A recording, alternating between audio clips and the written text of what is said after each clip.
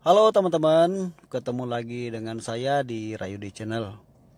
Salam sukses buat teman-teman semuanya.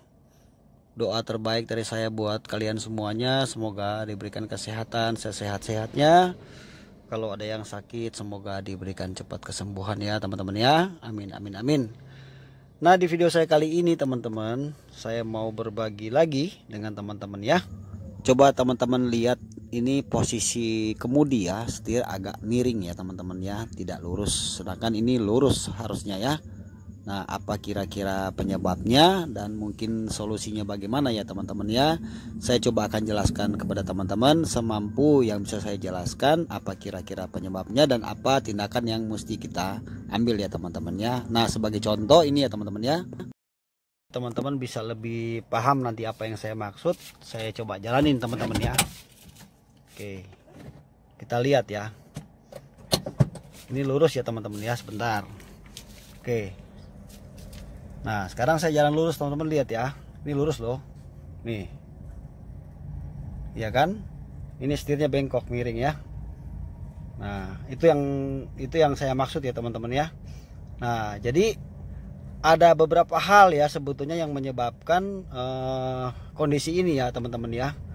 Nah, saya akan coba jelaskan sama teman-teman ya di beberapa menit ke depan. Teman-teman simak aja terus video ini ya. Mudah-mudahan nanti bisa memberi manfaat ya teman-teman ya. Nah, sekarang sebelum kita lanjut teman-teman, saya mohon dukungannya ya teman-teman untuk channel ini. Jangan lupa teman-teman yang berkunjung, yang menonton, kalau tidak keberatan, mohon bantu-bantu subscribe ya teman-teman ya, supaya saya tetap semangat terus membuat konten yang bermanfaat. Dan saya ucapkan banyak-banyak terima kasih juga kepada teman-teman yang sudah terus dukung support channel saya ini ya teman-teman ya. Oke teman-teman, jadi kalau teman-teman misalnya ya, ini saya berikan contoh ya teman-teman ya. Jadi seumpamanya suatu saat teman-teman katakanlah mau beli mobil second ya, contoh ya. Tapi kita lihat kondisi mobil itu ya, dari bodi mesin semua oke ya teman-teman ya. Tapi posisi setir ya, posisi stang ya, kemudi seperti ini ya teman-teman ya. Ini nggak lurus ya kan. Jadi harusnya kalau kita nyetir lurus kan, kita nyetir jalan lurus gini ya, harusnya kan dia mesti gini ya, pas ya. Nah jadi teman-teman harus perlu sedikit agak mencurigai ya, kenapa kok kondisinya seperti ini gitu ya. Misalnya yang umum ya, yang menyebabkan hal ini ya, umum ya, itu disebabkan karena habis penggantian bagian kaki-kaki ya. Contoh misalnya kita baru saja mengganti terot ya, atau long terot, maksudnya terot pendek dan terot panjang ya teman-teman ya. Atau mungkin bisa juga kita pernah atau baru saja ya mengganti lower arm atau sayap ya, sehingga ada perubahan. Karena terot itu dengan lower arm atau dengan ball joint itu kan tidak bisa dipisahkan ya teman-teman ya, semua punya tugasnya masing-masing dan saling keterkaitan ya.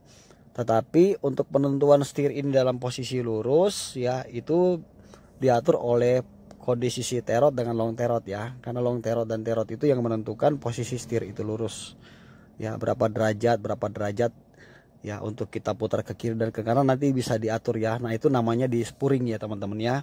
Nah jadi yang saya bilang tadi, perlu kita mencurigai ketika kita membeli mobil second, karena yang umum memang di terot, tapi ada juga faktor lain atau tidak menutup kemungkinan ya, faktor lain.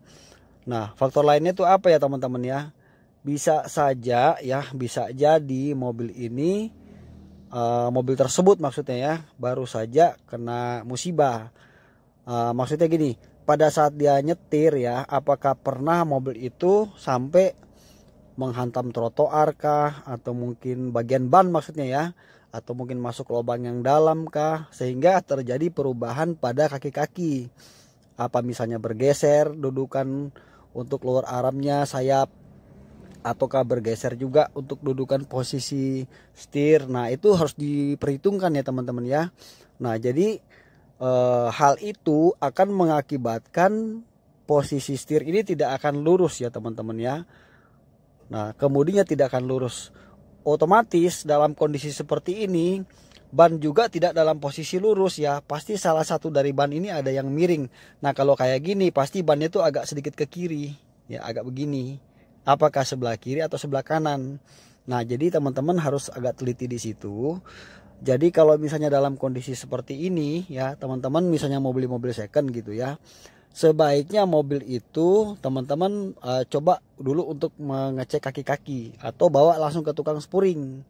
Ya, jadi kan kalau misalnya ada tukang spuring dekat lokasi itu, dibawa saja dulu. Sekalian teman-teman minta tolong sama pekerja ya yang mau spuring mobil kita, dicek. Nah, sekalian kita juga cek ya kan bagian kaki-kaki mobil.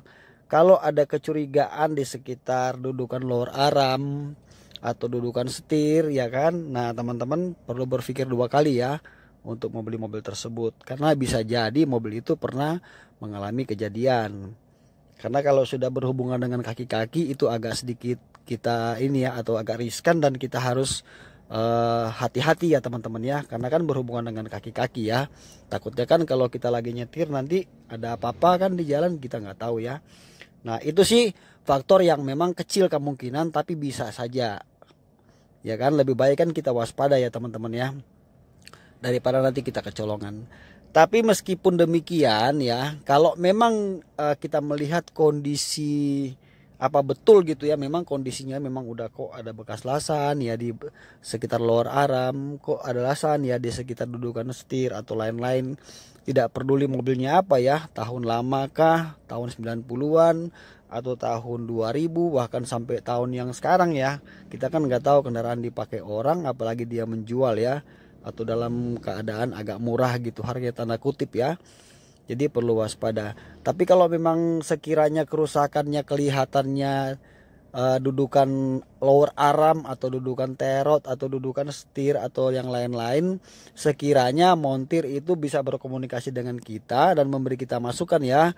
Oh, ini nggak apa-apa Pak atau Mas, misalnya nggak apa-apa, ini cuman ada sedikit terlihat kerusakannya, tidak parah ya, ini hanya posisi lower armnya yang agak miring atau sayap agak miring, bukan karena disebabkan karena sasisnya bermasalah atau hasil las-lasan sasisnya itu parah, tidak ya teman-teman ya.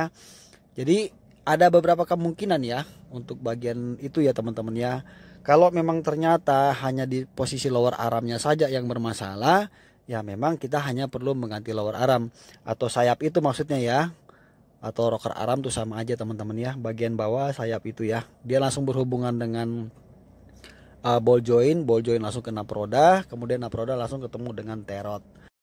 Kemudian faktor lainnya itu ya teman-teman ya, bisa juga disebabkan, ini kan konteksnya kalau kita beli mobil second ya misalnya ya. Nah, faktor lainnya bisa juga disebabkan karena dia baru saja mengganti terot ya kan. Nah, pada saat penggantian terot itu selalu mobil diwajibkan ya harus dispuring ya teman-teman ya. Jadi wajib harus ya dispuring. Karena kenapa? Terot itu ada 1-2 drat saja berbeda ya, maka otomatis akan lari ya untuk kemudinya ini setirnya. Jadi setir ini kan mengikuti ban, kemana arah ban ya. Jadi kalau arah ban ke kanan maka setir akan ke kanan, tapi kalau dia lurus maka setir ini akan lurus. Jadi setir ini adalah penentuan untuk ban ya teman-teman ya. Nah, jadi bisa juga karena terot. Jadi pemilik sebelumnya sudah mengganti terot atau long terot, pokoknya atau bagian kaki-kaki lah ya, apakah itu ball joint, pokoknya berhubungan dengan kaki-kaki lah, itu bisa berkemungkinan memang perlu tindakan dispuring. Tetapi untuk mewaspadai jangan sampai mobil ini takutnya pernah terjadi hal-hal yang tidak diinginkan seperti saya sudah jelaskan tadi, apa insiden gitu ya. Sebaiknya kita memeriksakan untuk memastikan ya sebelum kita membeli mobil tersebut, supaya nanti pada saat kita membeli kita sudah tahu kondisinya teman-teman ya. Nah, itu sebabnya penyebab terjadi hal seperti ini itu yang sudah saya jelaskan, kurang lebih seperti itu gambarannya teman-teman ya, yang mudah dipahami, yang mudah dimengerti aja. Yang jelas berhubungan dengan setir atau kemudi kita perlu mewaspadainya ya teman-teman ya. Nah, lalu setelah itu bagian terakhirnya, jadi untuk mobil apa saja ya teman-teman ya, jangan nanti dia stang atau setir atau kemudi ini dicopot murnya terus dilurusin gitu, diputar. Nah itu nggak boleh ya teman-teman ya, karena pembagiannya ini harus pas. Contoh misalnya putar ke kanan 3 kali, nah putar ke kiri juga harus 3 kali, itu jaraknya ya, jaraknya. Jadi jangan pernah mencabut setir ini terus dilempengin gitu, dilurusin gitu. Wah, itu salah ya teman-teman, itu keliru ya teman-teman ya. Kecuali kalau memang habis bongkar di bagian sini, apakah pernah upgrade setir ya kan, bisa jadi itu bisa juga berkemungkinan dia lari. Tapi di sini saya coba jelaskan kepada teman-teman bahwa memang kemungkinan-kemungkinan yang mungkin tidak kita pikirkan, yang mungkin awalnya kita berpikir hanya sporing saja. Nah, kita sekarang mulai paham ya teman-teman ya, bahwa memang ada hal-hal juga harus kita perhatikan. Jadi tidak selamanya harus mengambil tindakan langsung di sporing, tapi ada prosedur dulu awalnya ya untuk kita pahami, baru kita bisa mengambil tindakan tersebut. Nah, kalau teman-teman misalnya sudah yakin bahwa memang itu terjadi kerusakan, bukan kerusakan maksudnya ya. Jadi kalau teman-teman udah yakin misalnya hanya persoalannya di spuring, maka tindakannya kita bawa ke tukang spuring. Setelah sampai di tukang spuring, nanti di sana akan dilihat lagi kan, dicek lagi seputar kaki-kaki mobil ini, apakah mobil tersebut layak di spuring atau tidak. Sebab kalau masih ada bagian yang goyang, misalnya terot masih goyang atau kelahar ada yang goyang atau ball joint, maka biasanya tukang spuring akan menolak ya untuk menspuring mobil tersebut. Dia akan menyuruh untuk mengganti dulu spare part yang rusak yang berhubungan dengan kaki-kaki, baru kembali ke tempat itu dan kemudian diambil tindakan untuk dispuring. Sekalian bannya dibalancing kalau memang mau ganti ban yang baru. Nah teman-teman, ini saja yang bisa saya bagikan kepada teman-teman. Besar harapan saya semoga penjelasan saya ini bisa ditangkap oleh teman-teman, minimal bisa menambah pengetahuan baru ya, terutama bagi yang masih pemula atau masih awam.